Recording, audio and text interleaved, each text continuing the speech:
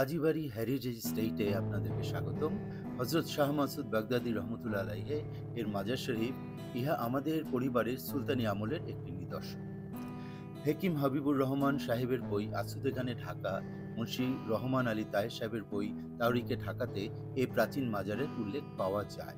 হজরত মৌলভী মোহাম্মদ কাজী আব্দুর রউফ রহমতুল্লাহ আলাইহের নামে নামকৃত তার পূর্বপুরুষের মৌজার অন্তর্গত এ আমাদের কবরস্থান, মাজার, খাজনাকুঠি ও বাগানবাড়ি।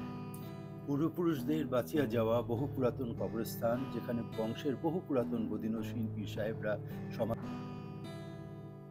গোলাপবাগ মাঠসহ বিশাল কাজীর মৌজার এক অংশ নিয়ে কাজীরবাগ, বাগানবাড়ি, বসতবাড়ি, খাজনাকুঠি এবং পূর্বপুরুষদের মাজার।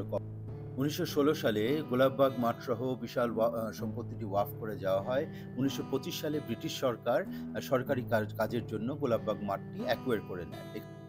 এখানে মোগল এবং মোগল আমল পূর্ব প্রায় 60টির মতন পুরনো পাকা কবর ছিল 1910 সাল পর্যন্ত। কিন্তু প্রজারা দান সত্ত্বে জমি না পাওয়ায় তারা এই কবরগুলো অধিকাংশ ভেঙে ফেলে, নিশ্চিহ্ন করে ফেলে।